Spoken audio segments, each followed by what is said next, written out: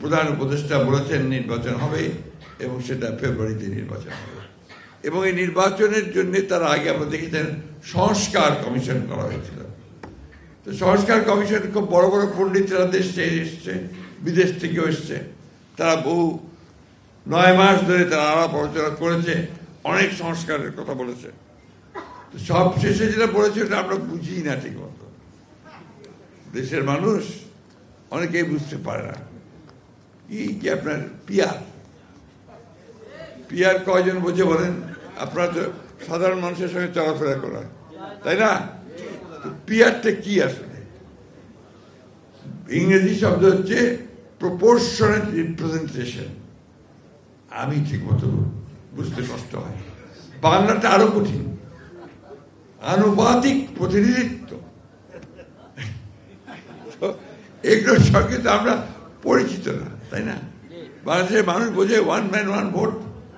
একজন ব্যক্তি দাঁড়াবে, তার মার্কা থাকবে, থেকে মার্কা আমি ভোট দেবো, তাই তো? এটাই আমরা সব সময় সেই আদিকাল থেকে দেখে আসছি। এখন আপনি এটাকে পরিবর্তন করবেন, তার জন্য আবার গণভোট করবেন। গণভোটে থাকবে আবার হ্যাঁ না। এখন গণভোটে নাকি 4টা প্রশ্ন থাকবে, 4টা প্রশ্ন একটা গণভোটের ব্যালটে। এটা মানুষ কিছু এখন পর্যন্ত বুঝতেই পারছে না, কেউ বুঝতে পারছে না, শেষ দিন পর্যন্ত বুঝতেও পারবে না। দেখবেন শেষ দিন পর্যন্ত কেউ বুঝতেও পারবে না। আমি ওনাদের সঙ্গে যখন আলাপ করছিলাম, আমি বললাম যে আপনারা এইভাবে জিনিসগুলোকে আনলেন কেন? আপনারা এমনভাবে আনেন যেন মানুষ আস্তে আস্তে ধাতস্থ হতে পারে। পরিবর্তন তো আমরা চেয়েছি। বিএনপি আমরা 2016 সালে দেশের বেগম খালেদা জিয়া প্রথম তিনি ভিশন 2030 দিয়েছিলেন, অর্থাৎ 2020 সালে 30 সালে কিভাবে দেশ চলবে সে সম্পর্কে তিনি ধারণা দিয়েছিলেন। সেখানে কিন্তু এখন যে দ্বিকক্ষ বিশিষ্ট পার্লামেন্ট, এটার প্রস্তাব তিনি তখনই দিয়েছিলেন। এবং প্রধানমন্ত্রীর 2 বারের বেশি হওয়া উচিত না তার টার্ম, সেটাও তিনি দিয়েছিলেন। এরপরে 2023 সালে আমরা প্রথমে 27 দফা, পরে অন্যান্য দলগুলোর সঙ্গে আলাপ করে আমরা 31 দফা কর্মসূচি দিয়েছি। ওখানে তো সংস্কারের সবকিছু আছে,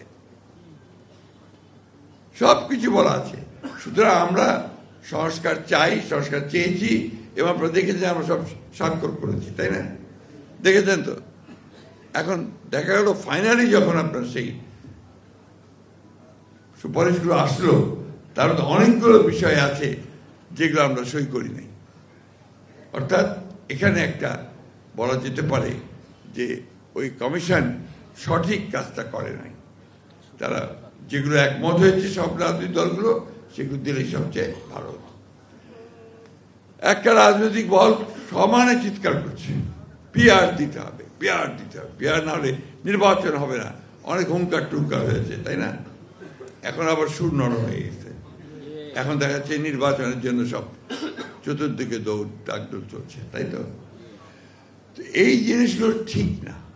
মানুষকে যেটা বলবেন সেটা সঠিকভাবে যাওয়া উচিত, কিন্তু মানুষকে বোকা বানিয়ে ভুল পথে পরিচালিত করা আমার মনে হয় না। আপনারা সবাই আলেমুলেমারা আছেন, এটা ইসলাম আমাদেরকে কোথাও বলেছে, এটা আমার বুঝ জানা নাই।